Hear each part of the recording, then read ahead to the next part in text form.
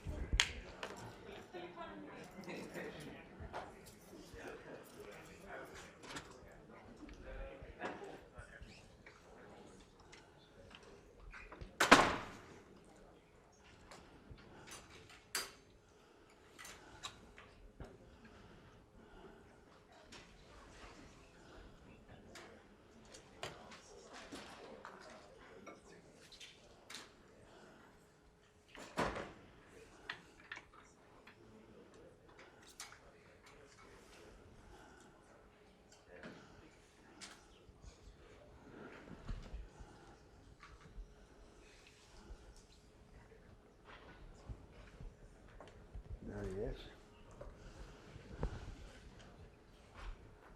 Hi, Danny. So it worked over here. This worked. This is the door. Okay. Thank you. You realize it was on the plate. So you start us off. No, I haven't started. You will start though. You want me to start? Okay.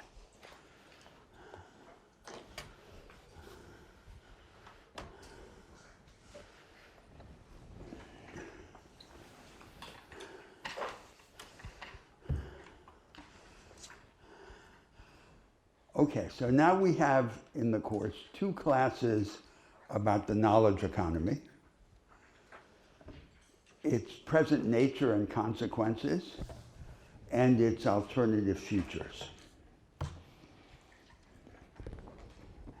And I'm going to begin today's discussion step by step and stopping all along the way to invite Danny's engagement and your engagement. So first, the concept of the most advanced practice of production. In each historical circumstance, there is a most advanced practice of production. But it is not necessarily, at the time of its emergence, the most efficient form of production. That is the one that produces the most outputs with the least inputs. It is the one, as I suggested in our first class, that has the greatest fecundity and staying power. Power to reach the frontier of productivity and remain there, but power also to give an example that has transformative effect on the entire economy. I mentioned then in the first class that both Adam Smith and Karl Marx believed that the best way to study an economy, the economy, was to study the most advanced practice of production in the present historical circumstance. Because the most advanced practice of production is the one that most reveals our powers, our creative powers. Now, the second point is the most advanced practice of production used to be industrial mass production, sometimes also called Fordist mass production, that began as the mechanized manufacturing that was already studied by Adam Smith.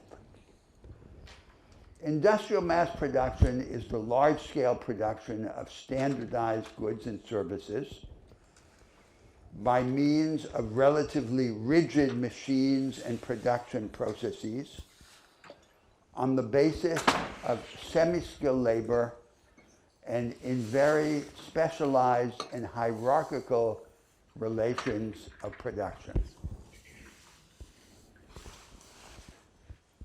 The message of classical development economics, and this now is my third point, that is the development economics of the second half of the 20th century,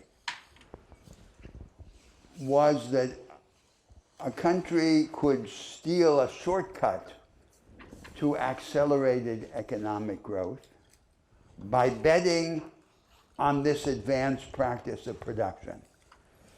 It could, that is, transfer resources and workers from the less productive to the more productive sectors of the economy, meaning in practice, often from agriculture to industry. Ultimately, this shortcut would hit up against the limits imposed by the so-called fundamentals, education and institutions. And then there would have to be progress in those fundamentals. But you could go quite a long way before you hit against that constraint, according to this doctrine of the classical development economics. Now, how are we to understand this advantage of industrial mass production that allowed it to assure the shortcut, or what in the literature of economics was sometimes called unconditional convergence. Unconditional convergence without conditions to the frontier, to the most advanced economies. The literature emphasizes a characteristic of industrial mass production that it dealt in tradables. But I think that there is another set of considerations that we also have to emphasize. And that has to do with a combination of two features of industrial mass production. That it was stereotyped, that is, it consisted in a very limited repertoire of machines and production processes. The metal cutting lathes, the metal making converters, the steam combustion engine, and of formulaic moves by the workers who worked with those machines. It was stereotypical. And second, it was undemanding in its requirements, both its educational and its institutional requirements. A great deal of lip service was paid to education, but in fact, what was needed of a worker who worked in a mass production factory was a disposition to obedience, an ability to understand elementary numerical and verbal instructions, and physical dexterity, especially hand-eye coordination. In other words, a minimum of education. And equally, the institutional requirements were modest. In effect, what it required was some established property regime that would guarantee investors a return to their investment, and a mixed regulatory state that would assure a place for the work of the development economists themselves. So before I go on then to the new vanguard, let me stop for a moment and ask whether there are any questions, or whether you, Danny, have any comment or elaboration. Yeah, so we're talking about our contemporary technologies, which we characterize as the new economy or the new technological frontier. And the background is the previous era, and I think which was characterized, as you say, by standardized manufacturers. And I think the reason we're emphasizing the role that manufacturing played in that earlier era is to highlight some of the challenges that new technologies pose, so we understand better what's different about these new technologies.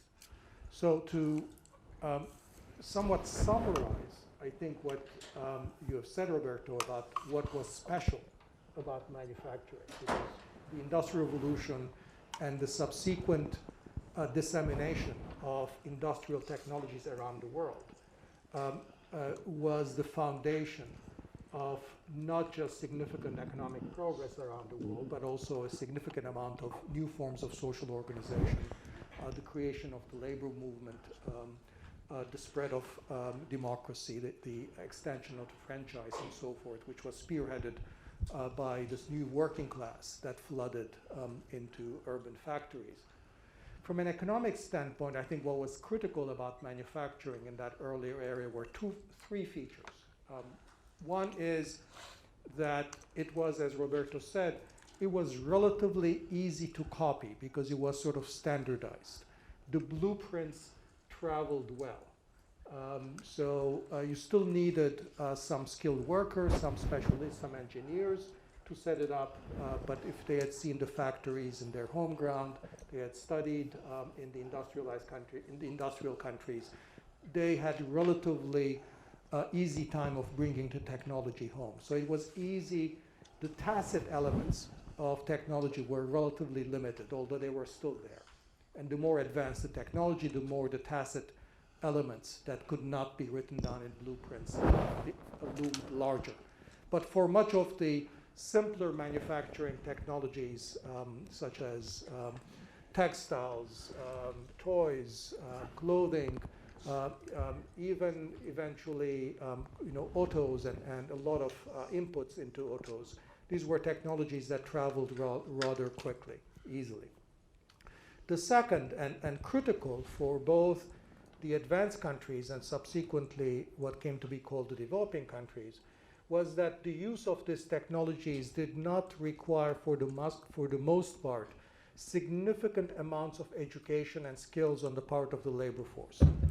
Now, that is absolutely critical because you have a technology that is relatively easy to disseminate and by and large relies on skills and levels of education which already exist in the economy. So you don't need to invest in a lot of education and skills to use these technologies. So in the context of both the Industrial Revolution and subsequently in the countries like Japan or South Korea or eventually China that grew very rapidly on the back of this technology, the skill requirements were such that once you set up the factory, you could transform a farmer, a peasant, into an industrial worker without significant investments in education and skills, reap the benefits of the higher productivity, increase, maybe double or triple the productivity of this farmer, simply by bringing the farmer into the urban area and putting them to work in these factories. So the fact that there was no constraint on the supply side of the economy, that you could actually rely on the resource, which basically all countries have the most of, which is relatively uneducated, relatively less skilled workers, made manufacturing, the industrialization, a particularly potent mechanism for economic development and growth. And the third, for countries, particularly in the post-war period that could rely on this, was the ability to export. This was extremely important for even early on for Japan, but became very important for the East Asian tigers, was obviously very important for China. What does that mean? It means that if you have an export, if this is a tradable good, if you can export clothes, wigs, toys, autos, steel, semiconductors, you're not constrained by the home market. So you could have these vanguard industries develop and expand, scale up, unconstrained by the fact that they were operating in the midst of economies where overall productivity in the rest of the economy was actually very low, and therefore overall domestic demand was very low. And the fact that there was this whole market you could serve meant that these economies, these industrial establishments did not face a constraint on the demand side either. So take those three things together. A technology that's relatively easy to copy, that permits what economists call unconditional convergence to the technology frontier. Second, skill and education requirements that are very, very undemanding, therefore being unconstrained on the supply side in terms of being able to put a lot of inputs into this process. And third, lack of constraint on the demand side. So that makes manufacturing a miracle. The vehicle for a vehicle, both for overall economic growth, but also because of its ability to draw an increasing number of people from informality or countryside or relatively low productivity activities in the economy into higher productivity sector. It's also a mechanism eventually for inclusion, because it's easy to make the farmers and the people who are engaged in petty services, informal activities, turn them into production workers. Now, of course, there's a whole set of institutional political changes that have to happen, both in the sort of aftermath of the Industrial Revolution and during the convergence process in the developing countries, to ensure that those gains are more equitably shared with the workers. So it's not an automatic mechanism that, in fact, in the industrial, essentially the first century of the Industrial Revolution almost, workers saw very little of the gains of this increase in productivity. And in a lot of the developing countries, it also took political changes. So what is different with the new technologies that I think we're confronting is that a number of things. First, most directly, that what we have seen in the processes of technological change since the late 70s and 80s is a process whereby the new technologies, starting off in manufacturing, but increasingly the new technologies in other areas of the economy, have become complements to skill. They have been skill biased. So increasingly, if you look at automation, robots, the new technologies, they have displaced relatively low-skilled labor or low-educated labor, rather than create new employment possibilities for them. And the counterparts for that, of course, is the phenomenon of labor market polarization, which on the one hand means the disappearance of production jobs in manufacturing, and in services, the disappearance of middle-skilled jobs in sales and clerical type work that has been replaced by various new technologies. So this disappearance of the middle of the employment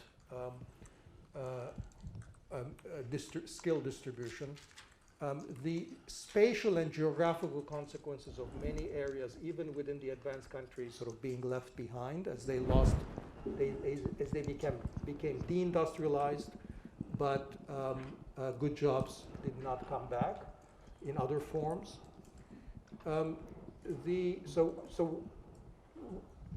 And then the relative stagnation. So it's not just a question of the structure of jobs, it's also a question of relative pay. The stagnation of pay for the low and medium end of the education distribution, with the bulk of the gains going not simply even to college-educated workers, increasingly to workers with graduate education, post-college degrees. Increasingly reaping the gains from these innovations. Now, this is a complex set of factors that we need to uncover, because if we need to sort of intervene in this in some ways, we need to understand both what is intrinsic to technology itself and how much of it is due to the institutional environment in which technology gets to be developed and then implemented. So let me emphasize there three characteristics of what we could call conventional industry, industrial mass production.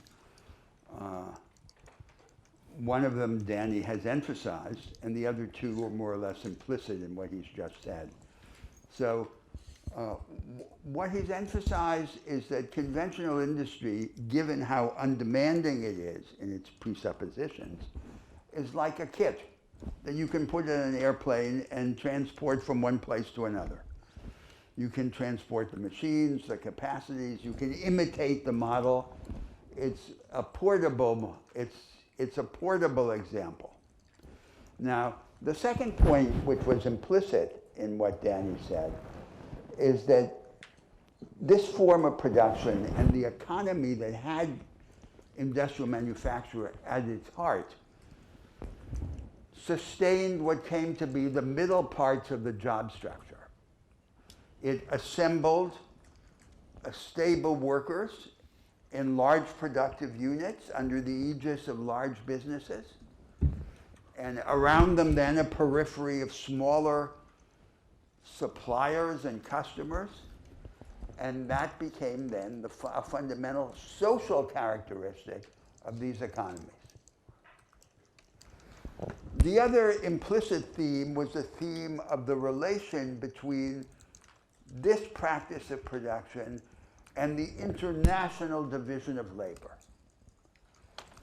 The era in which conventional industry was in the ascendant as the most advanced practice of production was the era in which the factual premise of classical trade theory was fulfilled, that the world economy is organized as a division of labor between a core of advanced countries that are capital intensive and a large periphery of developing countries that are labor intensive.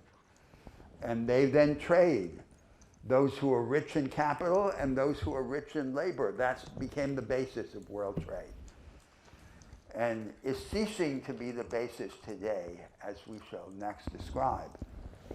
Now what I next want to do in the fourth step of my remark is to provide a characterization of the new vanguard, which we call the knowledge economy, or the experimentalist economy, or the innovation economy. And it's hard to characterize it. The fundamental reason why it's hard to characterize it is that a practice of production reveals its nature and its potential as it spreads throughout the economy. And this practice of production, the knowledge economy, has not spread throughout the economy. The opposite has happened. So that the revelation of its nature and potential is suppressed in some way.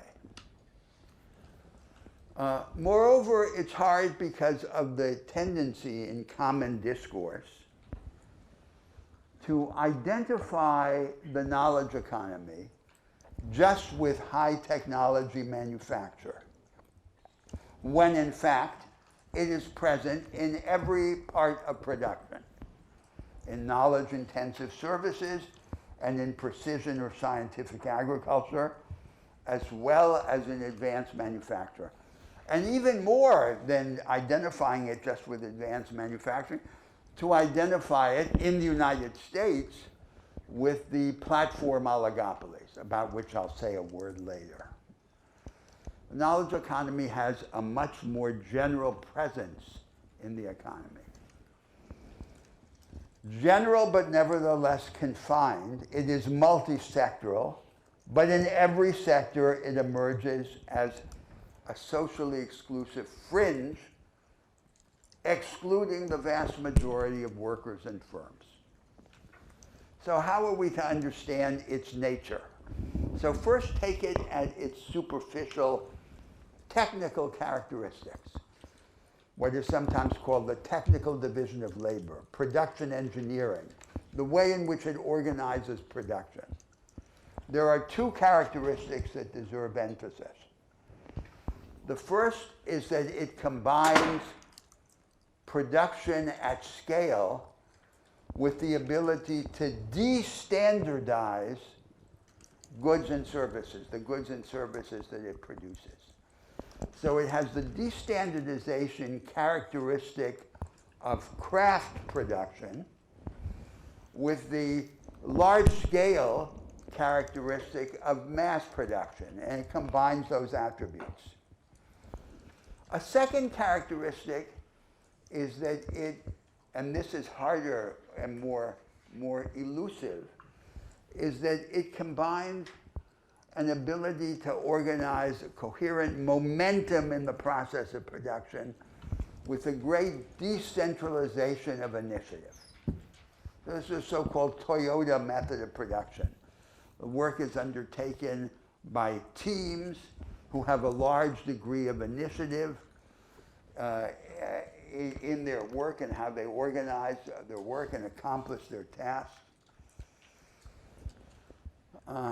And it's like, as I suggested before, it's like the difference between a special forces operation or a guerrilla operation and a traditional command and control infantry battalion.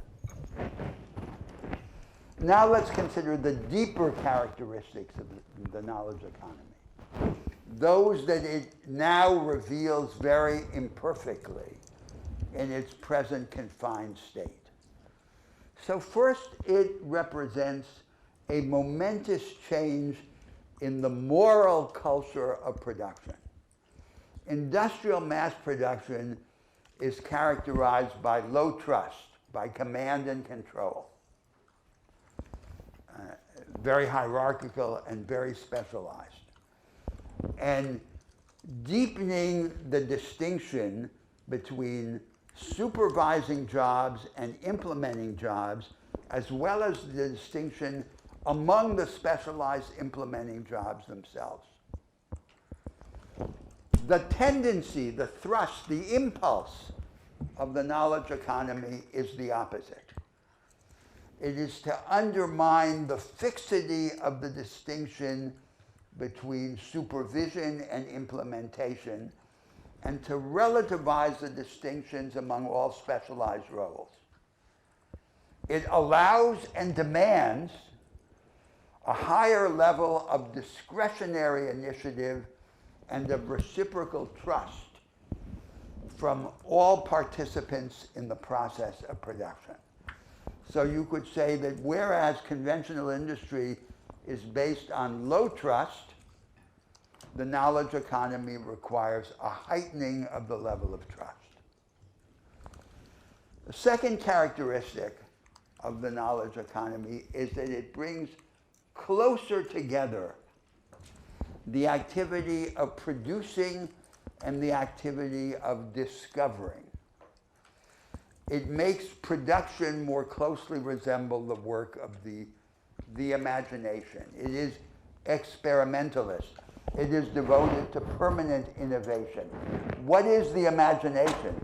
The imagination the mind distances itself from the phenomenon and then subsumes the phenomenon under a range of possible variations in the realm of the adjacent possible. What can happen next? The theirs to which we can get from here. And if you think about it, so-called additive manufacturing or 3D printing, for example, one of the characteristic technologies of the knowledge economy, is a practical example of this.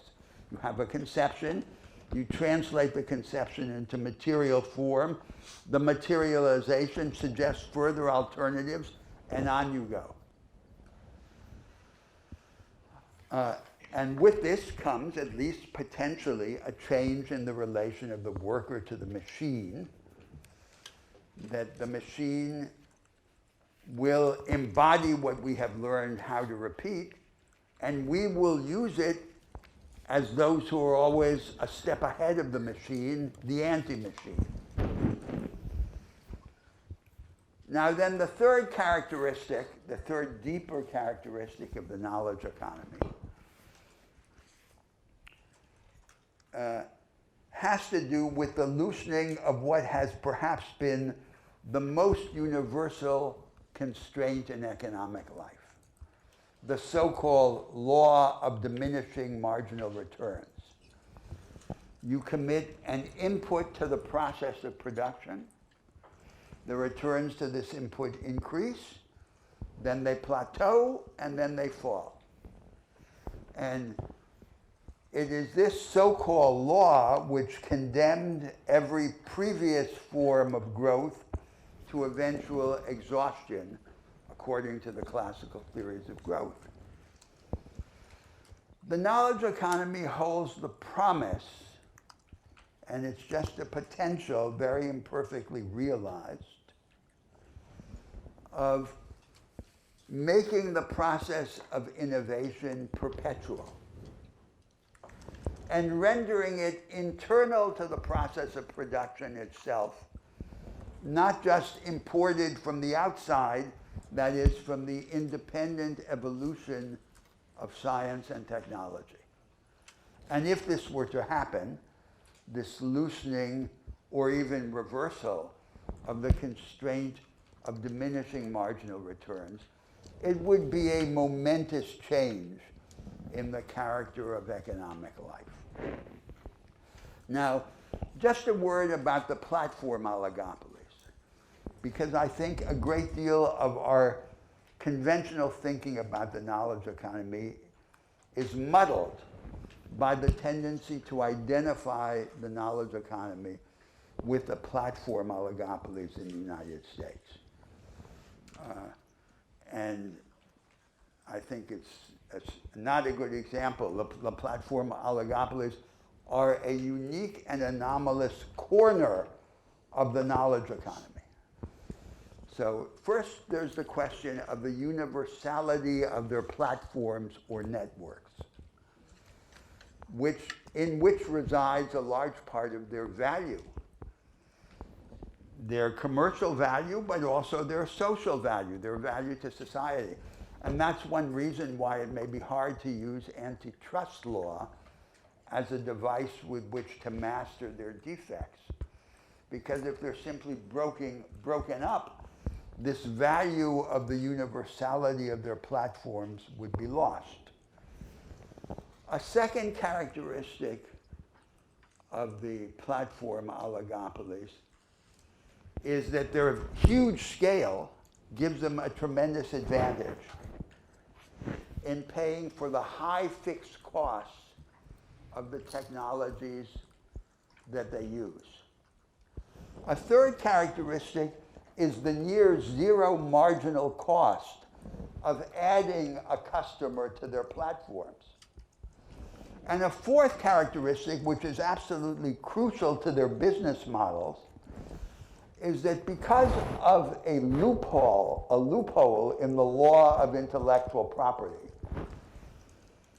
it is possible for them to trade in the data of their customers for free, essentially. So it's not that, to use the technical term, it's not that the property they have is excludable, it's the opposite. They've discovered a form of non-excludability and found a way to make a large amount of money out of almost nothing. So it's this unique combination of characteristics which is revealed in the nature of the platform oligopolies. To my mind, not a good model for the knowledge economy. But before I go any further, because next I want to speak about the confinement of the knowledge economy, its consequences, and its causes. Let me stop and ask. You want to make a comment, Danny? Or? Well, I wanted to ask you a couple of questions that maybe will take us into the next comments. But you've listed, and when in your description of the characteristics of the knowledge economy, it was a very promising picture. Correct, and it's not the knowledge economy that we have. It is not the one that we have, and I think. And so it could easily be confused with a kind of techno-optimism, which I did not intend. Right, and so I want to ask why it's not. I mean, I think the straightforward economist's response to what you said, and as to why this is not our, kind of this,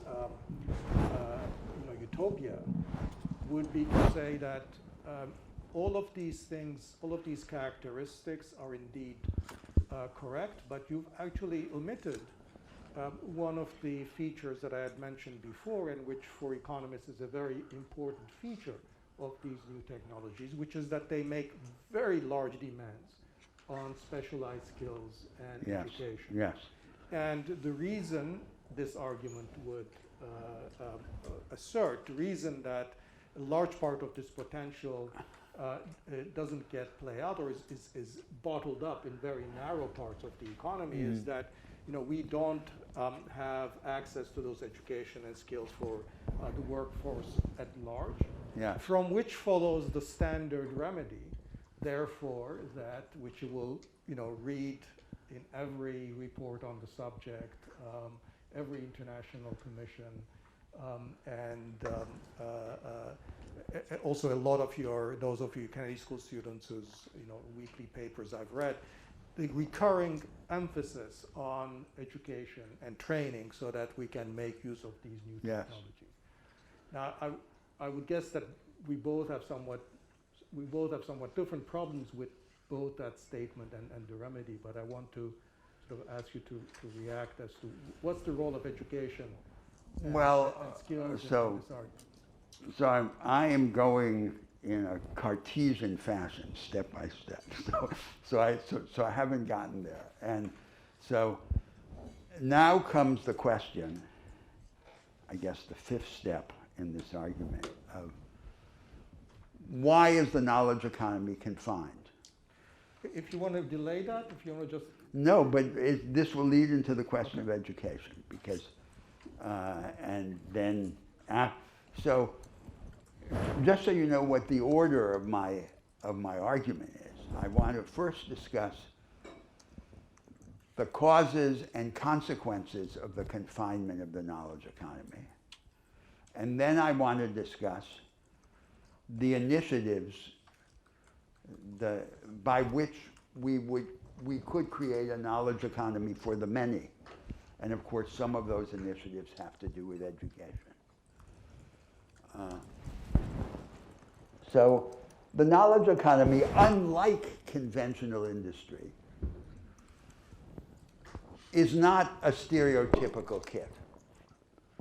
It doesn't have a stereotyped content, and it demands practices and technologies that don't have this simple formulaic character. And unlike conventional industry, it is very demanding in its presuppositions, as we shall next discover. Among them, its educational presuppositions. I think that's an incomplete explanation of the confinement of the knowledge economy, because there's another way of thinking that is also very, very important. And that is that the knowledge economy is an example of what in the confined insular knowledge economy, which is the knowledge economy that we have, this knowledge economy that is a bunch of islands or fringes. It is an example of what in an earlier class I called the path of least resistance. There's an innovation in the world, and the innovation is then applied and developed in the form that least disturbs the established interests and preconceptions. That's how you have to understand it. And this is very, very important because the confinement of the knowledge economy is not simply the outcome of some set of technical features. It's the result of political reality. The knowledge economy is confined because the dominant forces in these contemporary societies have wanted it to be confined and have wanted to appropriate its advantages for themselves, to the exclusion of all those whom they can exclude. So therefore... Can you say more about who those political forces are and how concretely they... Well, all of the investors and entrepreneurs who founded these firms have an interest in establishing them in the most exclusive way. So, for example, one of the things that has happened in the evolution of the knowledge economy is that rather than spreading, it has discovered its leaders who occupy the commanding heights, as in the case of the platform oligopolies. have discovered a way to bifurcate the process of production.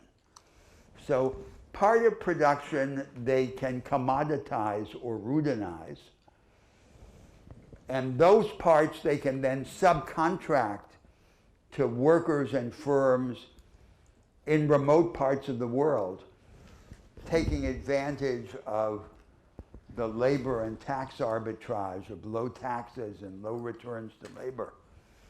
And then the creative and profitable core they reserve to themselves, to the point now that many of these businesses are so-called fabless. They have, that is, no physical apparatus whatsoever. And they found the way to establish this complete separation. Huh? But it goes beyond that, right? It's not just outsourcing to low-income countries the part of production Sure. that is relatively less skilled, but even within their own operation. So I think two examples that we might want to come back to is Amazon warehouses and Uber drivers, where it seem to me to be concrete examples of how the creative and more profitable parts are essentially localized in relatively small parts of the corporation, but working in an Amazon warehouse Correct. Correct. is performing those tasks is neither a particularly rewarding nor even a particularly safe job, even by comparison to traditional industrial production. And certainly in the case of Uber drivers, the way that the drivers essentially are not even being, for the most part, taking advantage of the benefits that large-scale firms, for example, So provide. self-employment as a disguised, so In the case of self-employment Uber, as a certainly, disguised form of precarious employment. Huh? Exactly, turning on its head your idea that self-employment Correct. would be an ideal, Correct. where in fact, Uberization entails So- turning self-employment to particularly kind of precarious work, and Amazon, even though it's a service That's right. platform monopoly, turning effectively a large part of its workforce That's into right. a So- proletariat. So the decline of conventional industry has meant, in social terms, the sinking, the collapse, and the dissolution of the middle part of the job structure, and of all the political forces that were sustained by the middle part of the job structure. Because after all, the organized labor force, headquartered in the capital-intensive parts of the economy, was the core historical constituency of the left parties in all of the advanced societies. And that's precisely what has been dissolved. So that whole world has begun to disappear and has been replaced in many economies around the world by the growth of precarious employment of various types. Conditional, unstable, cheapened, and so forth. And so there's this amorphous mass of dispossessed workers in both the advanced and the developing economies, who are then ready to hear the message of various forms of populism, because on the whole, the traditional left parties have failed to invent a proposal responsive to this reality. That is, they have no alternative strategy of economic growth. Very clearly, they have on the whole not proposed the construction of a knowledge economy for the many. And so that's this political reality in which the path of least resistance, rather than being attacked by those who should be its enemies, is in fact perpetuated. Now, what? Can we stop maybe? Yes. I saw a couple of hands Yes. raised up, so, but if you want to go on a little bit Yes. more. No. Change that would happen in the knowledge economy work, which sounds like a humanization of work. And It sounds like? humanization of work. And to say that the discovery would become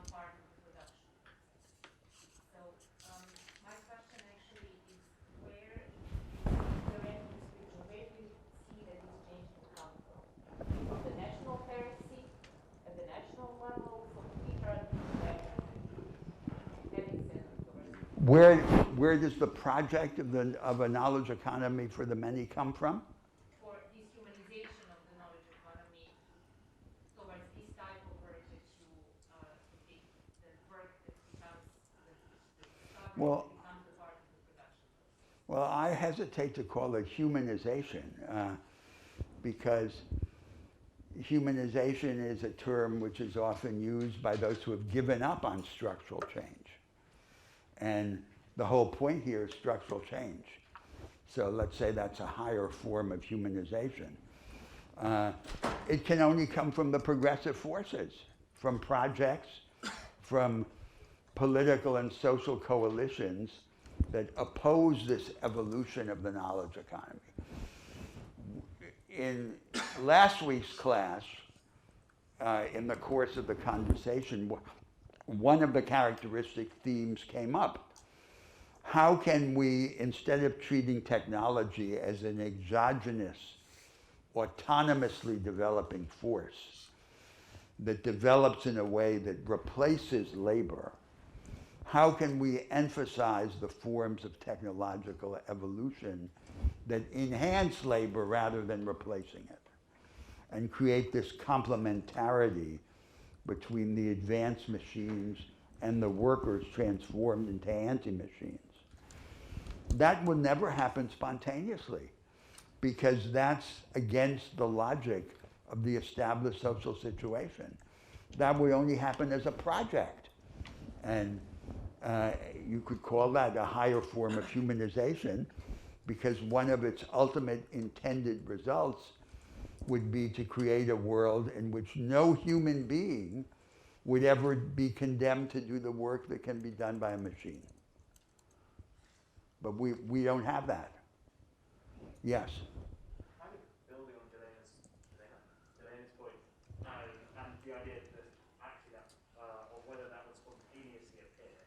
If you took the next like 3 big technologies, if it was maybe something like the metaverse, if you took Web 3.0 and the idea of blockchain, and you took 3D printing, all 3 of those feel like they are, the technology would try and be inclusive. The sort of hope that everyone is able to engage in that sort of knowledge economy style manufacturing by having a 3D printer. The idea that actually you're anonymous and everyone can engage no matter geographical boundaries and metaverse, or even if you were taking Web 3.0, you're getting rid of the platforms, everyone's using the internet. What is holding back those technologies? You kind of put it as these like big elites. So I don't think that the use of these technologies, simply the use of them, is sufficient to make someone a member of the knowledge economy. So suppose someone is condemned to do make work, but through various forms of technological pedagogy distributed to the general public, they've learned enough to be able to use virtual reality goggles or whatever. I don't think that makes them a participant in the knowledge economy. That's this kind of second-class citizenship which is now being fabricated as part of this reality of confinement. They know just enough to be able to buy products and services, but they don't profit from the advance of the knowledge economy, and they're not active co-creators of the knowledge economy. So, I mean, again, I think, but the question is germane to your discussion in a central way, because we have not seen how those are going to be playing out yet. But they have many of the elements which you also characterized as being some of the potential of the knowledge economy to work in a fundamentally much more inclusive way, to change the relationship between humans and the machine, as you put it. Yes. Now, there are reasons to be very skeptical, because when the internet first appeared, we had the same arguments. When open source software became the thing, that was the dream too, that this was going to completely democratize this process. Yet the way in which the sort of organizational forms of making money off of these innovations evolved over time, the outcome was in fact quite different. It was Microsoft and Apple and Amazon and Google that benefited, not those distributed, Yes. anonymous mass of people. So, the potential is there. The question, and I think part of what we're trying to focus on and maybe dig a little bit deeper and unpack is what are the organizational forms, what is the power configuration, and what's the role of ideas in terms Yes. of taking these new developments and turning them into. So something should be said about the politics of this. So a characteristic of the progressive left-leaning parties throughout the world is that on the whole, they don't have a project for the supply side of the economy. Their whole emphasis is on the demand side. They want to popularize consumption, but they have no productivist program. And they abandon productivism to the right. So the right has a supply side program, which is the maintenance of the established form of the market. The left doesn't. That's what allows this path of least resistance to continue in the world.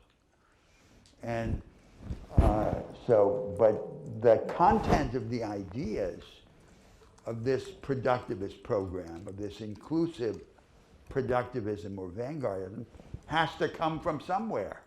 It doesn't appear spontaneously. That's the object of our discussion.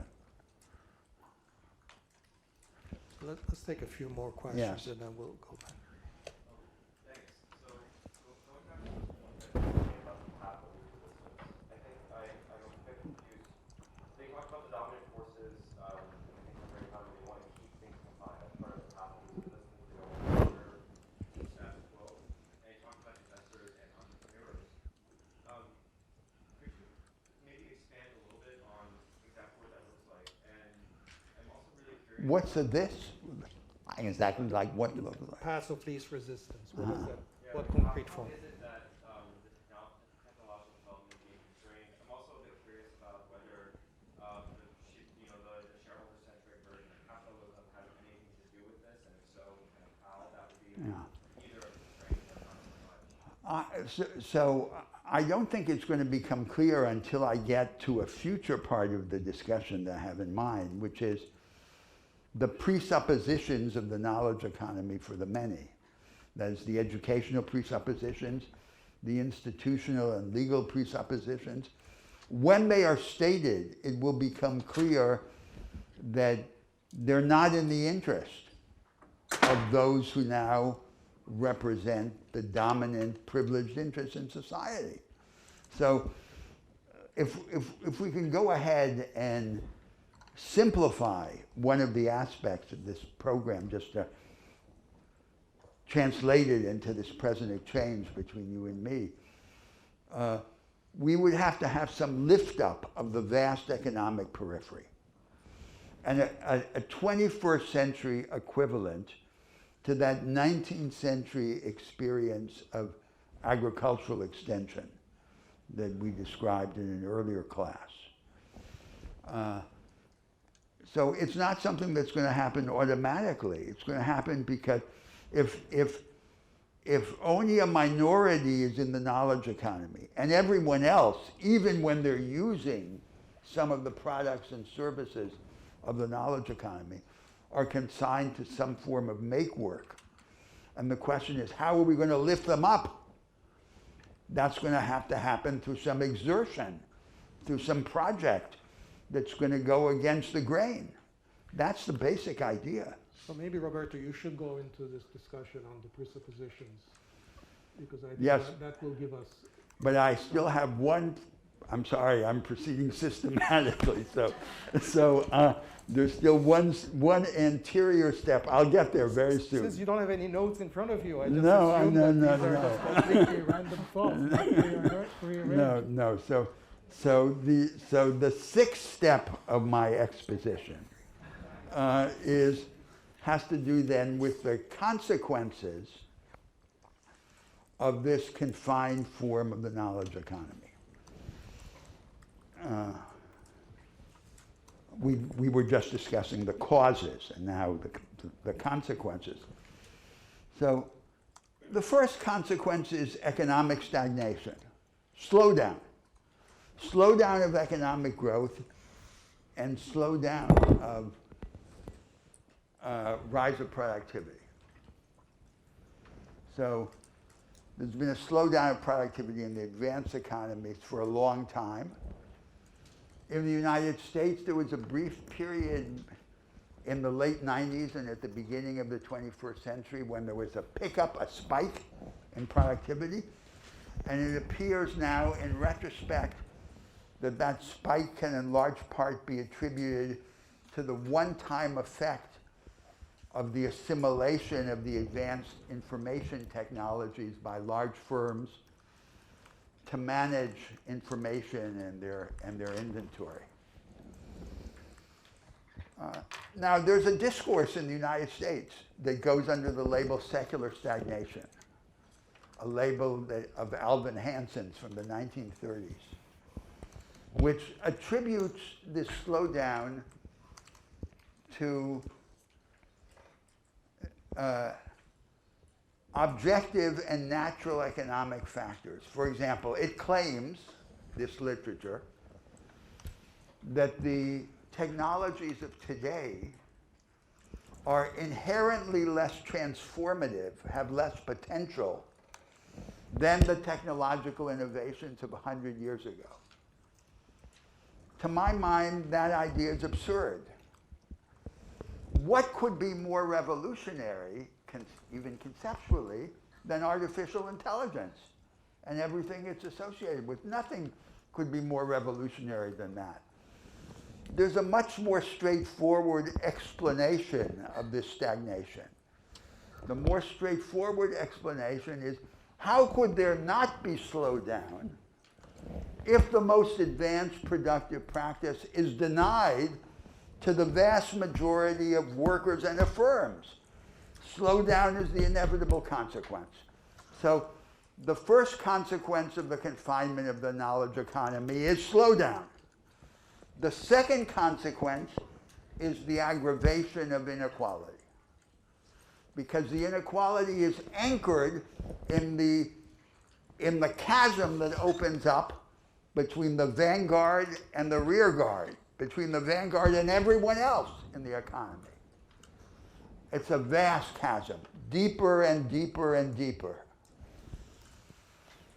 And the traditional remedy for inequality of social democracy and social liberalism is compensatory and retrospective redistribution by progressive taxation and redistributive social spending or social entitlements. This remedy is manifestly inadequate. The corrective redistribution would have to be vast to compensate for this degree of inequality. And long before it reached the requisite dimension, it would start to destabilize the established economic incentives and arrangements and impose an unacceptable cost in foregone economic output. So the problem can't be solved, I want to say. It can be merely attenuated by corrective redistribution. It can only be solved by dealing with its causes, its structural causes. The only way to solve this problem of inequality is to go at it at its source, in this structural division of the economy between the vanguard and everyone else. Now, there's a third, more intangible consequence, which is that For the elite, the advanced form of production is not simply a source of profit. It's also a source of freedom, of creative freedom in the experience of work. And it's this experience which is being denied to the vast majority of humanity, even in the most advanced economies in the world with the most educated populations. And this is very important if we subscribe to the idea that, contrary to what Karl Marx and John Maynard Keynes believed, we can hope to achieve freedom in the economy and not just from the economy. That they believe that we're on the eve of overcoming scarcity, and that when we overcome scarcity, we can devote ourselves to our private sublime pursuits. But we're not about to overcome scarcity, and it's not true that work has to be simply a hateful burden, but that it can be something else. That can be a form of creation, of imagination, of transformation, is what the vast majority of humanity cannot taste. Huh? So those are the consequences. Now, unless you want to discuss something here, I will now go on Please. to the beginning of the programmatic discussion. So I want to start then with a prologue about, so the idea is that this confined form of the knowledge economy is the result of a series of circumstances. Its overcoming requires satisfying many conditions. And among those conditions, I want to focus very briefly on one and then go to the other one. So the one on which I focus briefly is education, you raised now. And then in much greater detail, I want to focus on the legal and institutional architecture of the market order, and ask what kind of market order could be conducive to the construction of a knowledge economy for the many. So mass production, we just saw, didn't have stringent educational requirements. The knowledge economy does. It requires a much higher level of educational empowerment. In countries that are big, very unequal, and federal in structure, like the United States, that means reconciling the local management of the schools by the towns and states with national standards of investment and quality. So a very simple principle: the quality of the education that a young person receives should not depend on the happenstance of where it's born. So then we need three instruments. We need a way of knowing what works and doesn't work, that is, the results for each student and for each school. Second, we need a mechanism to redistribute resources and staff within the Federation. And third, we need a procedure for corrective intervention. When a local failing school system repeatedly falls beneath the minimum level of quality that is acceptable, we need the federal structure cooperating needs to be able to take it over, to attribute its fixing to independent experts, to fix it and to return it fixed. If we can't do that, we can't guarantee the minimal education of every young person. Now, that's just, as it were, the institutional political background. But the question is, and what about the content? What kind of education does the knowledge economy then demand? So I say, first, it demands a kind of education that focuses on analytic and synthetic capabilities rather than on dead information. Second, because these capabilities are never acquired in a vacuum of content, it requires us to prefer selective deepening to encyclopedic shallowness, a form of education oriented to themes and projects. Third, in its social setting, it requires us to prefer cooperation, teamwork among students, among teachers, among schools, to the characteristic of the traditional classroom, which is the combination of individualism and authoritarianism.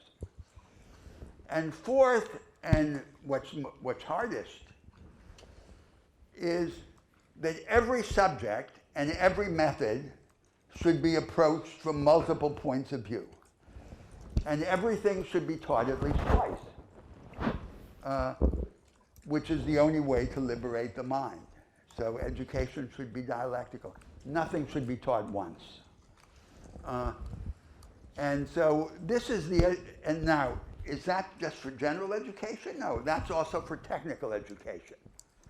The dominant model of technical education in the world, the most influential model, is the old German model of technical education, focused on job-specific and machine-specific skills. You learn to be a plumber, an electrician, and so forth.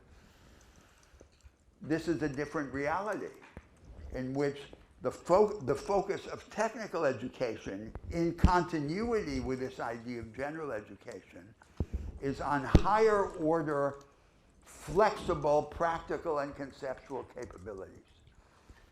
The ones demanded by the numerically controlled machine tools of the knowledge economy. So that's the kind of education that's needed. And it's needed not for an elite, but for the entire population. Now, should I stop there or should I go on to the legal institutional part? Okay. So, now, so the idea is that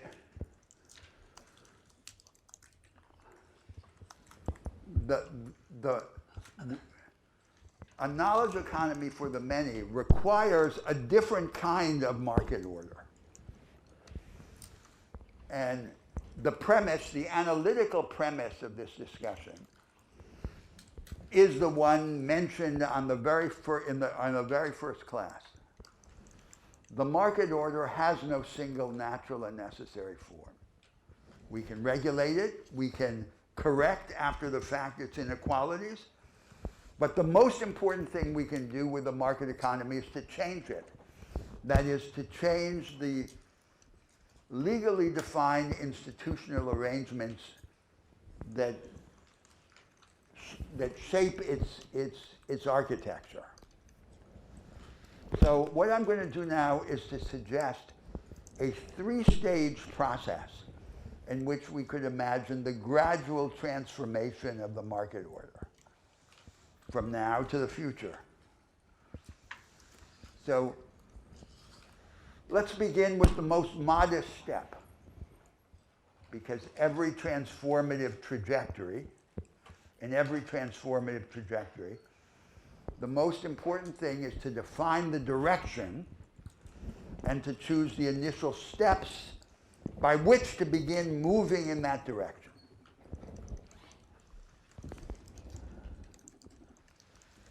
So in the first step, the idea is we attempt to expand access to the crucial resources of capital or credit, advanced practice, and advanced technology in favor of a much larger cast of small and medium-sized firms in the periphery of the economy, the retrograde firms, but not just in favor of firms. We also have to do so in favor of the individual agents who may have a tenuous connection with business enterprises. because they're part of this new precarious labor force, or they're service providers.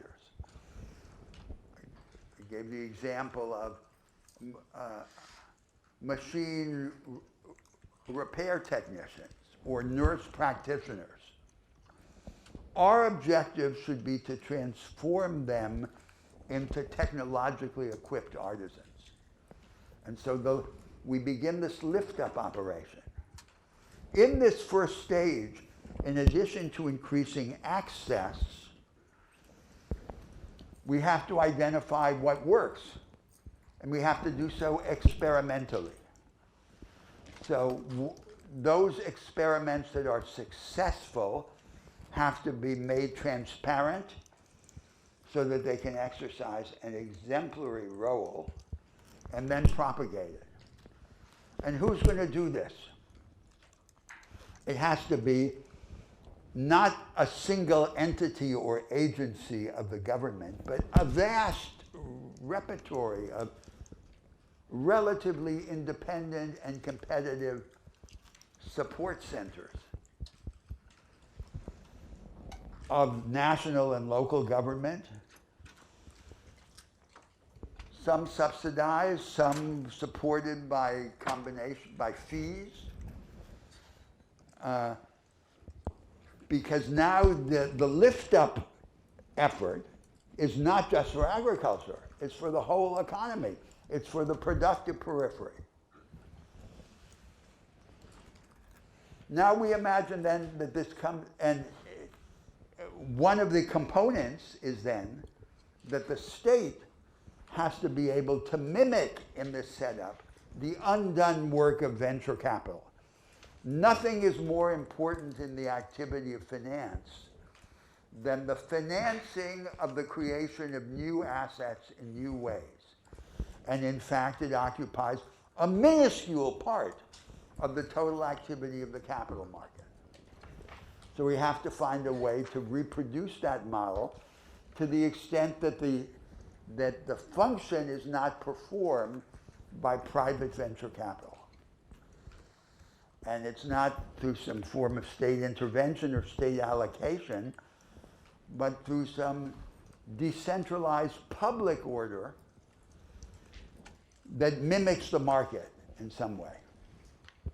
Now we come to the second stage of this institutional transformation, and that then begins to create the elements of an institutional architecture out of the experiments of the first stage.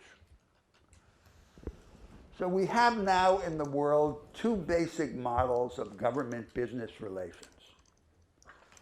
There's the American model of the arm's length regulation of business by government, and there's the Northeast Asian model of the formulation of unitary trade and industrial policy imposed top-down by the bureaucratic apparatus of the state. We need a third model. We need a form of government-business relations, of industrial policy, if you like, that is decentralized, participatory, pluralistic, and experimental.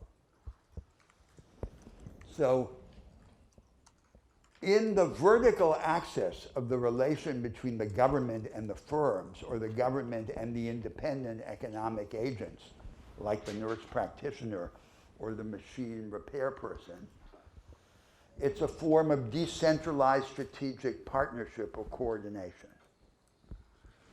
And on the horizontal axis of the relation among the producers, it's a form of cooperative competition. They pool resources, as the family farmers of the early 19th century did, to achieve economies of scale, but they continue to compete and to be independent proprietors, entrepreneurs, or workers. Now, I think we can imagine far into the future a third arrangement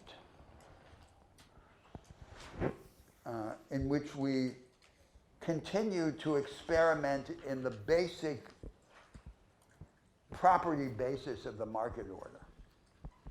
And I'm simply going to describe as a thought experiment, not as a specific institutional blueprint, what the general idea is. All the productive resources of society, what Karl Marx called the means of production, are vested in the public, in a series, for example, of public trusts. And everyone can use these productive resources temporarily if they can ensure the public trust the highest rate of return for the use of those resources over a given period of time. So in other words, then there's a permanent capital auction in the use of the productive resources of society. And the underlying basic rate of interest then becomes the chief form of public finance instead of taxation.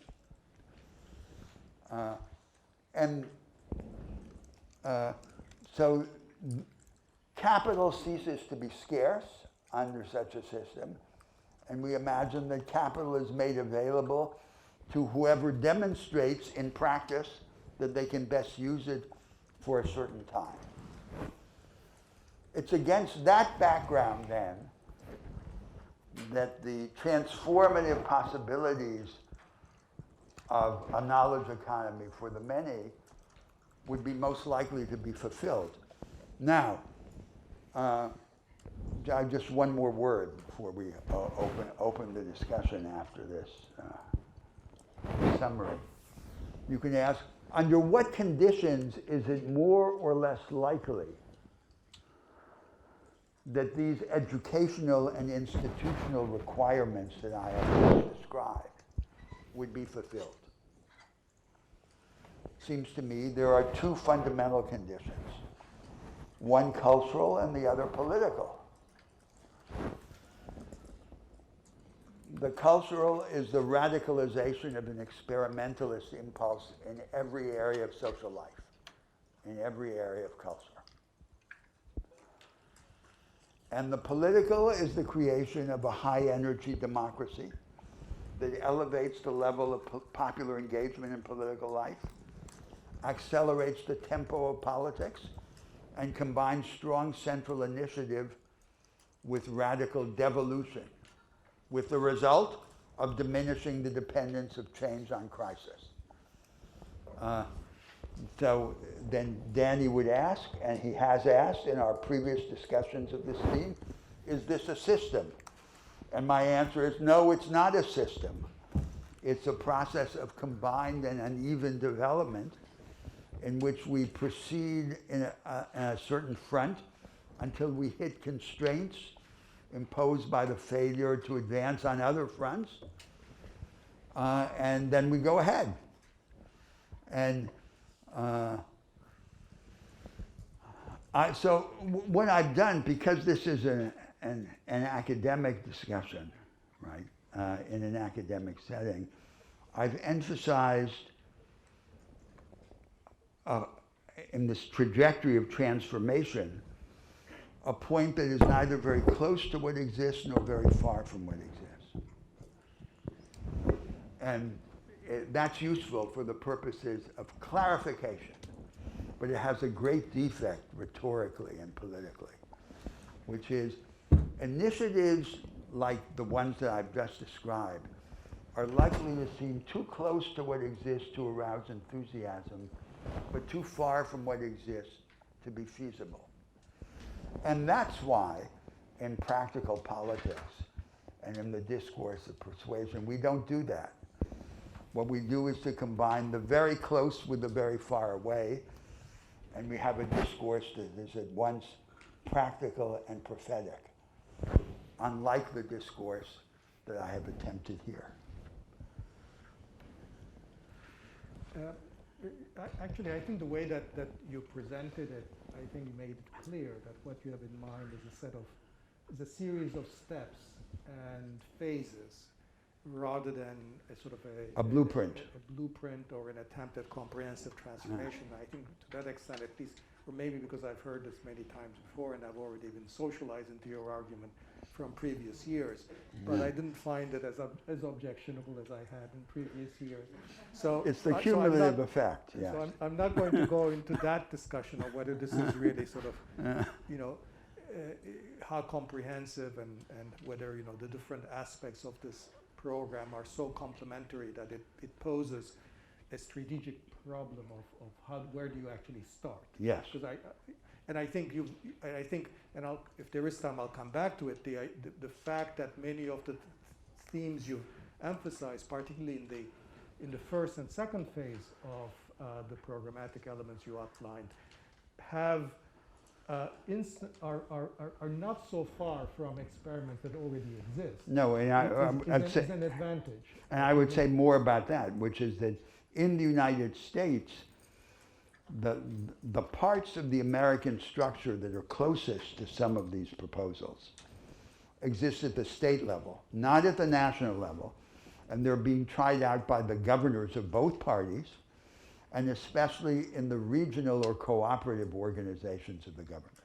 I think that's exactly right, and I want to come back to that because it's an important point. But one reason why I think so many of the experiments have, I think, occurred at the local level, regional, municipal, or state level in the United States, for example, or even at the municipal level in the developing world, is because we have not had a Washington consensus for municipal governance. We've had a Washington consensus for national economic strategies, and I think to some extent that has constrained experimentation, whereas local politicians, local policymakers faced by local challenges have been forced to experiment in ways that actually are suggestive of different directions on which one could build in ways that you've. But we want to come back to that, I think, and we have a whole new session, another session next week as well, where we can enlarge. I want to first say a word about education and then ask you a question. The word on education is to say that I think everybody agrees that education is important, but I just want to discount the emphasis that is placed on education on all our discussions about technological change and what it means for the workforce. All that discussion essentially takes the form, technology is making all these increasing demands on the workforce, and then we have to double down in investing more in education and continuous training and so forth. I think we need to understand that in that form, that narrative is completely inadequate, and it's in many ways actually a dead end, because there's no, the problem is that there is in the words of economists, there's a race between education and technology, and absent changes in institutional arrangements, there's no guarantee that you can ever win that race by investing enough education. So it's not like investing in education, you'll catch up with technology and then we can relax. Technology is changing as well, and if our main focus is basically investment in education and training, I think there's all kinds of reasons why we want to do that beyond preparing the workforce for technologies. But if that's our effort, if that's our key mainline strategy for bringing technology's demand on society with society's demand from technology in line with each other, if our main strategy is to invest in education, I think we're really missing the big part of the solutions phase. So having said that, then I want to move where I think is real action, is the set of things that you summarized. I just want to do say a footnote there. So I think it was already clear from the debates of classical development theory in the last century that education all by itself is impotent. But that doesn't mean that it's impotent when it is combined with the institutional transformations. There it's not only very powerful, but it's indispensable.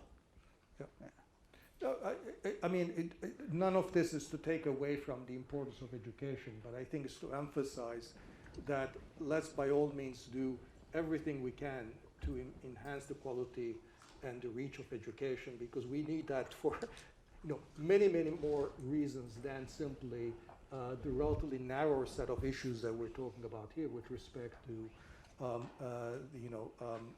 creating more inclusive and prosperous societies. But but there will need to be a whole lot of other things that need to be done as well. Now on that, I wonder if I can put you a little bit on the spot before. Earlier, we talked about, examples like Amazon warehouses or the Uberization of the workforce. Can you say something about how some of the things that you've discussed under the 3 phases of programmatic elements, how those would address these problems, or how these problems would not arise? Or is it that, that they would pale in comparison to the new fields of enterprise? Well, I don't think that the particular proposals that I mentioned would in and themselves solve those problems at all. We need something else for them. And we're going to have a class about labor and capital. And my view is that the priority problem with respect to labor is this problem of the precarious employment.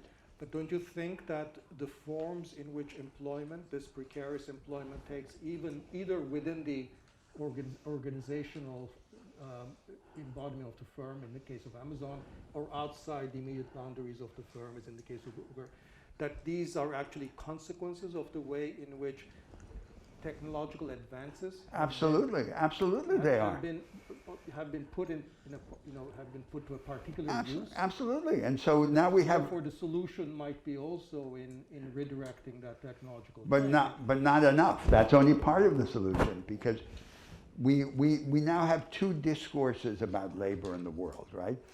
We have the neoliberal discourse of flexibility. Flexibility has become a euphemism for radical economic insecurity. And then we have the traditional discourse of the union movement and of the left parties, which is the defense of collective bargaining and of the institutional arrangements of the 20th century. Those are good for the organized minority. They're useless for the disorganized majority. And we have to create a new body of ideas and of laws to master this reality.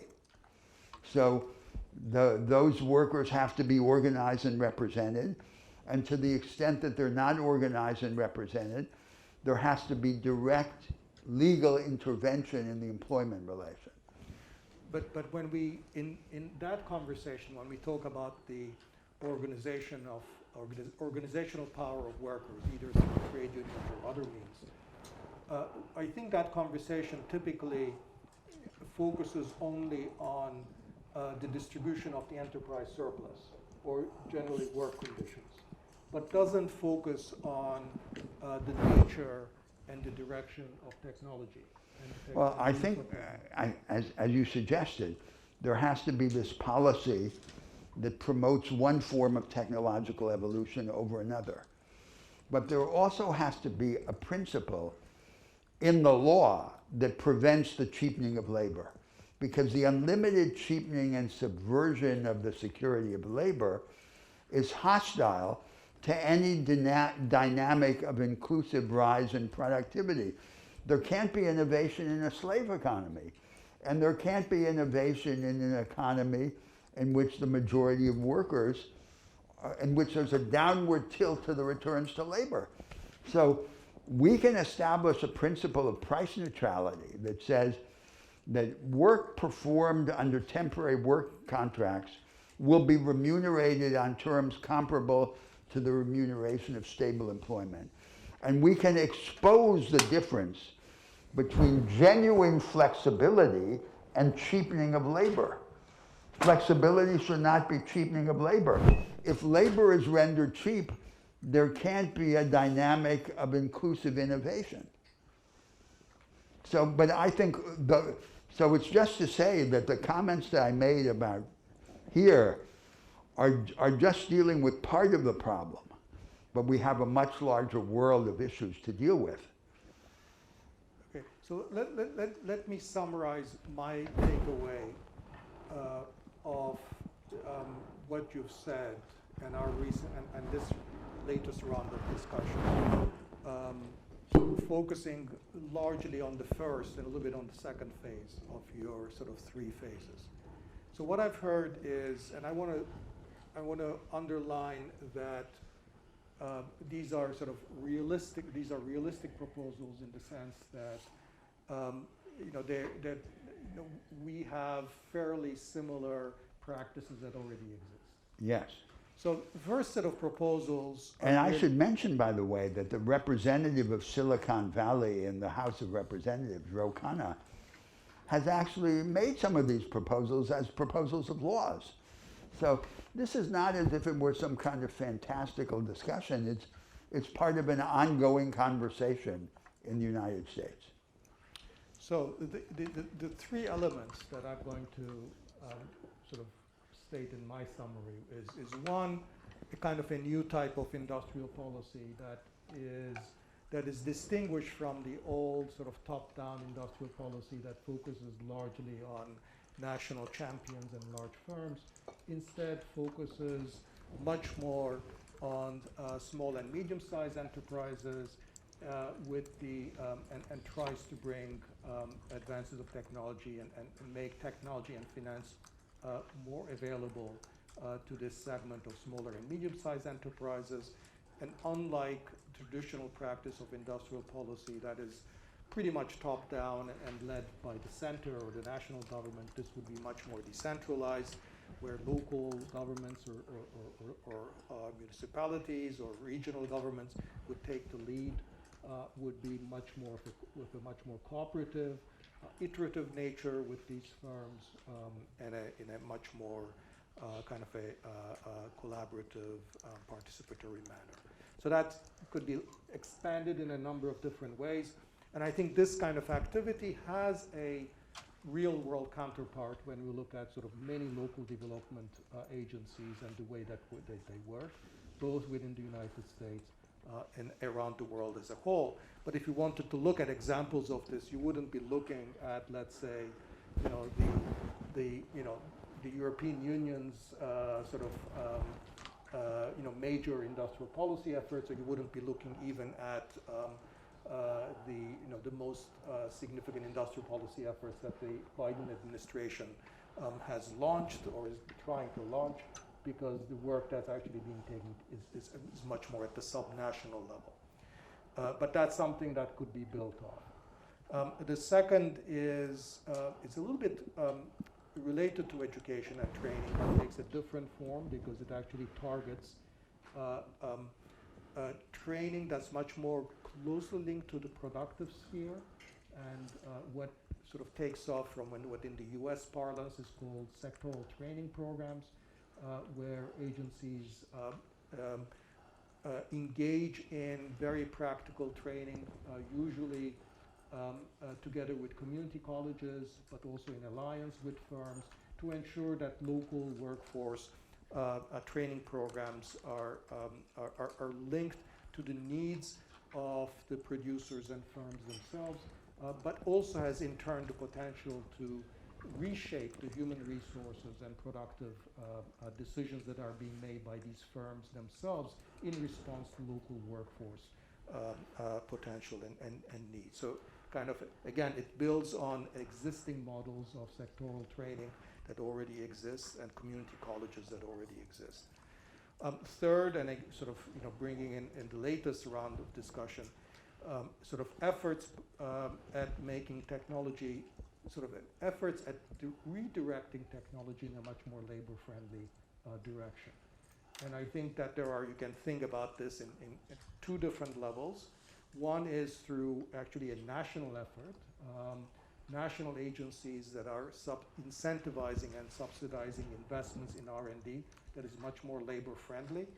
What the equivalence in other domains would be, for example, investments in green technology, the idea that you can steer technology in a particular direction by, for example, creating the Advanced Research Projects Agency for Energy under the auspices of the Department of Energy that already exists. It's meant to incentivize investments in green technologies, of course, modeled after the much larger DARPA, which is defense-oriented Advanced Research Projects Agency. In other words, technologies that one way or another will help the national defense.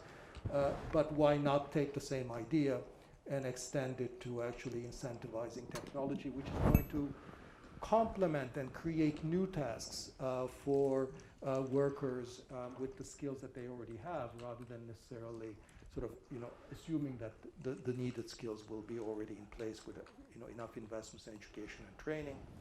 But the national effort in R&D and innovation in a labor-friendly direction also has to be complemented by giving labor more power, more decision-making power at the level of firms, to have a say in terms of the kind of technologies that are being adopted at the level of firms. I think so.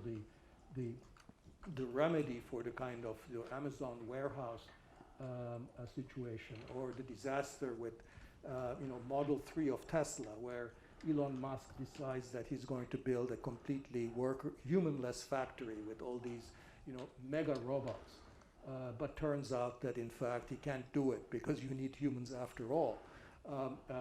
Those kinds of mistakes are avoided at the very least, but also by giving workers a decision on the implementation of technology, that you also have an in-house voice for the adoption of desirable kinds of technologies. Again, I think the real-world counterpart for this, probably what would come closest to this, would be maybe the power that workers in Germany have over certain decisions because of co-determination for large firms, that is worker votes on the board, or, for example, in the French context, the requirement that, again, there be employment councils or workers' councils that tend to have a voice on major reorganizations of firms. Again, these are not necessarily endpoints. These are examples of the type of arrangements that already do exist and do have some effect on the types of technologies that are adopted. So those would be sort of my version of your first phase. Comments, questions? Mustafa? So my first question is about the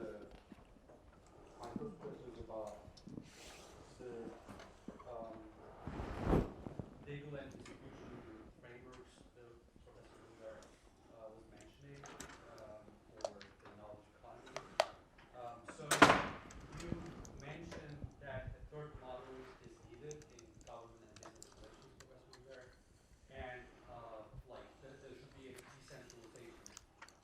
But isn't decentralization inherently interventionist? Because you were making this distinction between two models, the American model and the top-down model.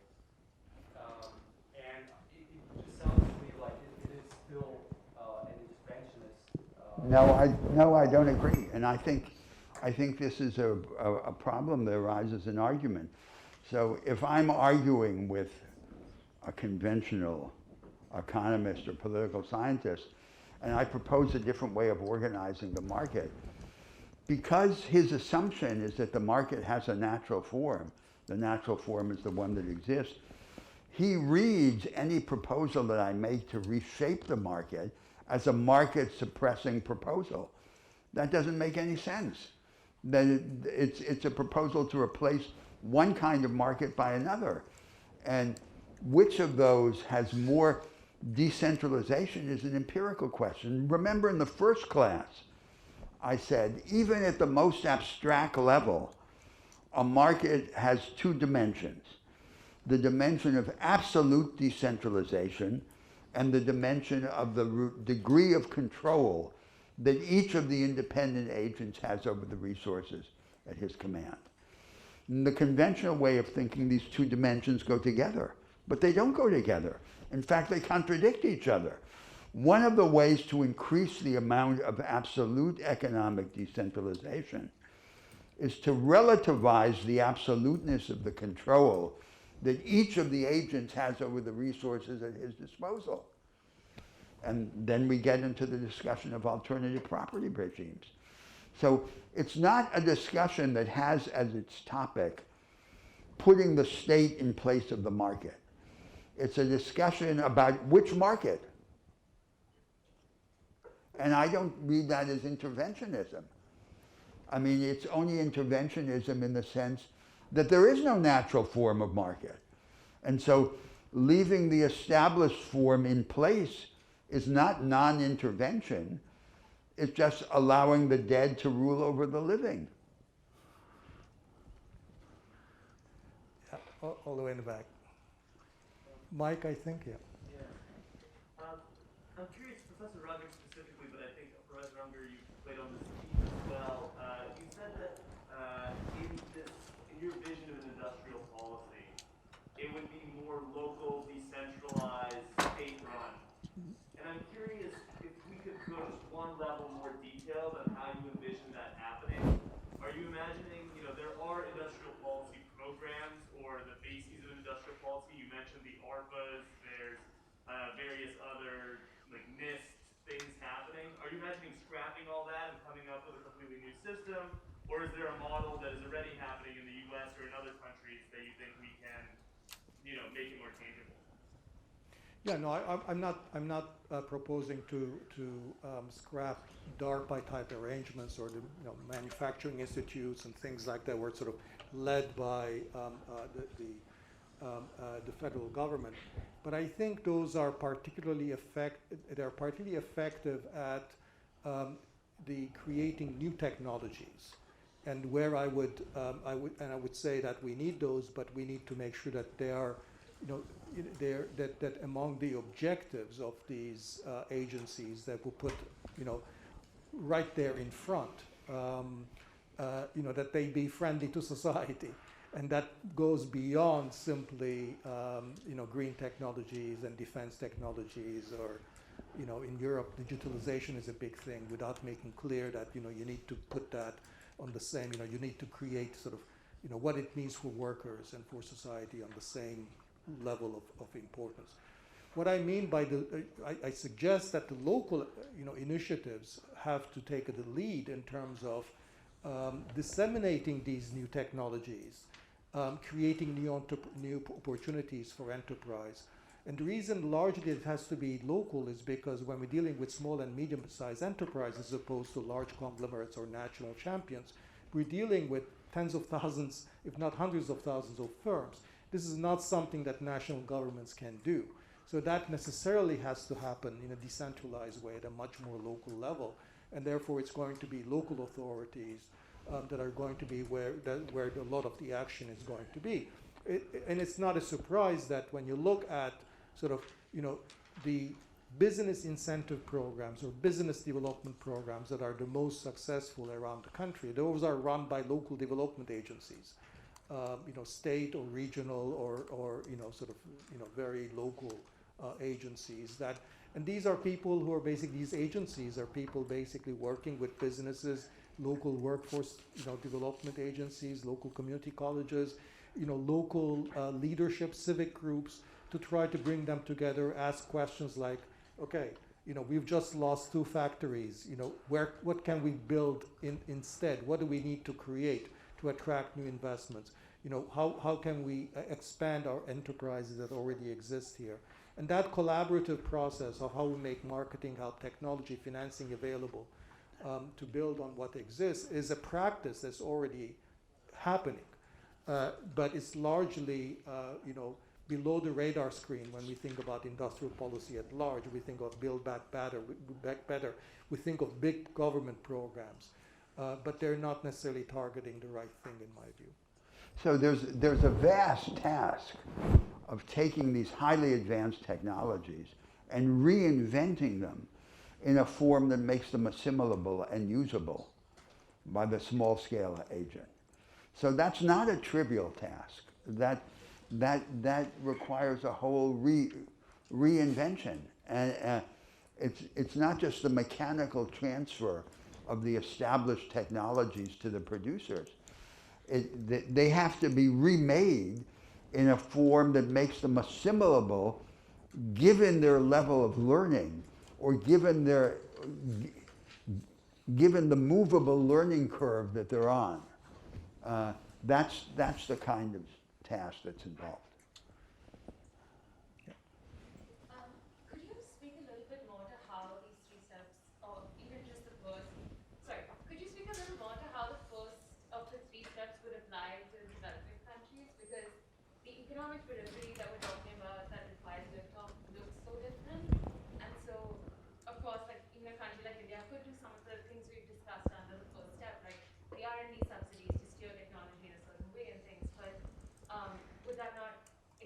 exacerbate the inequalities that we already have?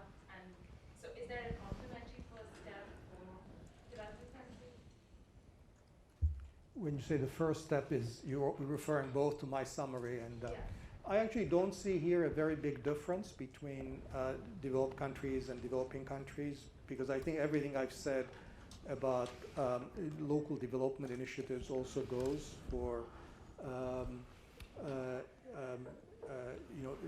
local efforts for developing countries as well. So in India, I know of a specific case which I was, somebody sent me the case information because they had read something I had written. This was, I think, was in Haryana state. And what was happening was that there were a few Uber-like ride-sharing initiatives, and but that a local agency, I forget what it was called, a local civic organization or labor training organization, sort of teamed up with the state government to imagine sort of the expansion of these ride-sharing services in a way where you could expand the number of drivers, whether bike drivers or rickshaw drivers or what. So that trying to uncover what were the obstacles to why this wasn't scaling up. And that required a kind of an ongoing dialogue between the firms and the regulators in the state government and the ride drivers themselves. It turned out that there were some very regulatory barriers that nobody would have thought of in the absence of this ongoing relationship, getting everybody around the table. And for example, that there were rules such as in order to get a commercial license, you had to actually have been sort of resident in the city, but many of them were migrant workers who were not resident, therefore they weren't able to get commercial licenses. But the restriction is there for completely an extraneous reason, but it's preventing the scaling up of an industry or creation of needed jobs for certain people. So this process of collaborating with firms and with different agencies of the government can unlock and discover what some of the obstacles are, can expand. And this is just a very tiny kind of an example, but it's an example of how it's a very different from the traditional way that you think about industrial policy in an Indian kind of a setting, which is to provide some subsidy or some tax break or some cheap credit to certain enterprises. That's not how you're actually creating a lot of these new jobs. It's by actually talking to businesses, seeing how you can expand them, seeing how you can change some of the services that local governments are providing because these services are going to be highly customized to the different needs of different types of firms and so forth. So this is happening all the time, but it's a proof of concept rather than basically. So one can expand on this model in all the directions that we've talked about, particularly with respect to greater access to technology. So Brazil is very definitely, I wouldn't say a developing country, but a country that used to develop and is now one of stagnant countries.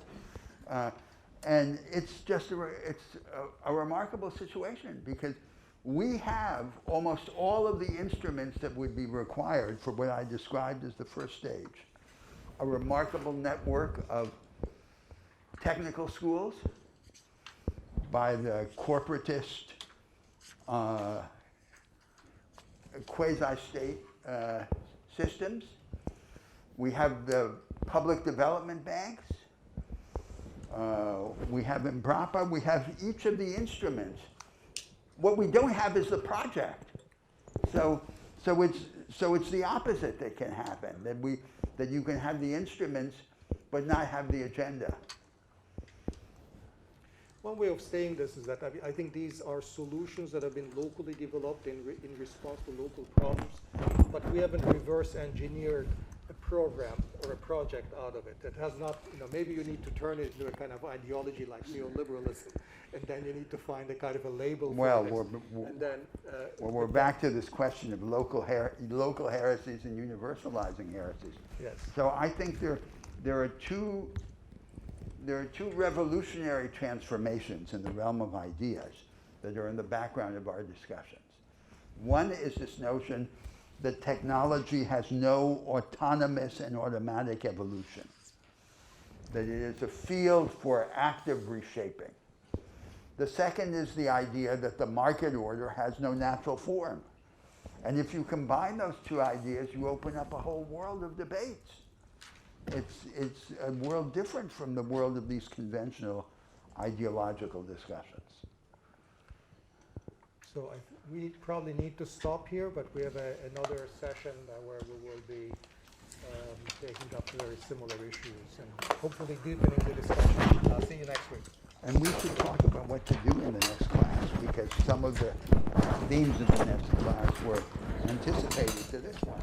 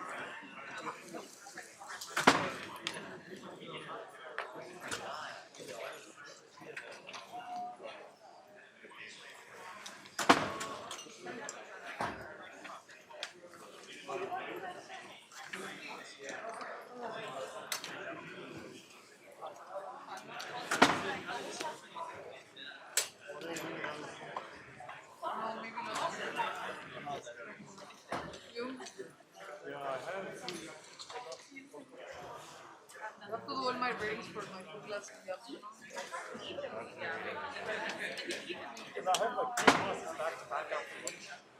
Yeah, I have two classes in the afternoon. I realized that they have meetings.